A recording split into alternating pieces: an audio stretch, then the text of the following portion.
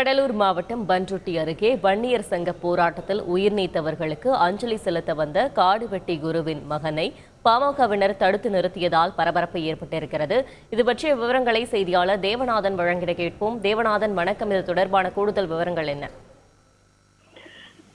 வன்னியர் சங்க போராட்டத்தின் போது உயிர் நீத்தவர்களுக்கு அங்கங்கே நினைவு தூண்கள் வைக்கப்பட்டுள்ளது. இதேபோல் கடலூர் மாவட்டம் காடாம்புலியூர் அருகே கொள்ளுக்காரன் குட்டை என்ற பகுதியில் அந்த நினைவு தூணாக அமைக்கப்பட்டிருக்கிறது.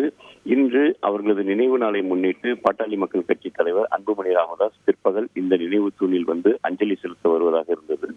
அதற்கு சற்று நேரத்திற்கு முன்பாக பார்த்தோம் அப்படின்னா, காடுவெட்டி குருவுடைய மகனான கனலரசன் என்பவர் அந்த நினைவு தூணுக்கு மலரஞ்சலி செலுத்துவதற்காக வந்தார். இதனை அறிந்த பாமகவினர் பண்ருட்டி அருகே கீழக்கொள்ளை என்ற பகுதியில் அவர் கனகராசன் வந்த காரை தடுத்து நிறுத்தினர். அப்பொழுது கனகராசனுடன் வந்தவர்களுக்கும் பாமகவினருக்கும் இடையே வாக்குவாதமும் தள்ளுமுள்ளும் ஏற்பட்டது. உடனடியாக சம்பவ இடத்திற்கு வந்த காவல்துறையினர் பாமகவினரை சமாதானப்படுத்தி அனுப்பி வைத்தனர். அப்போது பாமகவினர் அன்புமணி ராமதாஸ் தான் முதலில் அங்கு அஞ்சலி செலுத்த வேண்டும், அவர் அஞ்சலி செலுத்திய பிறகு இவர்கள் வந்து அஞ்சலி செலுத்தட்டும் என்று கூறி சென்றனர்.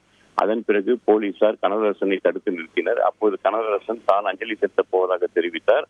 போலீசார் அவர்களிடம் பாமகவினர் ஏற்கனவே இந்த நிகழ்ச்சிக்காக அனுமதியை பெற்றுவிட்டனர், அதனால் அவர்களுக்கு தான் முன்னுரிமை வழங்கப்படும், நீங்கள் இதற்கான எந்த ஒரு முன் அனுமதியும் பெறாத காரணத்தினால் அவர்கள் வந்து சென்ற பிறகுதான் வந்து செல்ல முடியும், நீங்கள் வந்து அஞ்சலி செலுத்த முடியும் என்று கூறிவிட்டதால் அவர்கள் காவல்துறையினருடன் கடுமையான வாக்குவாதத்தில் ஈடுபட்டனர்.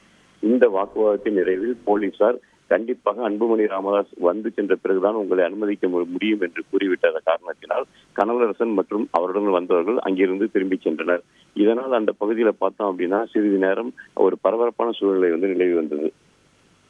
நன்றி தேவநாதன்.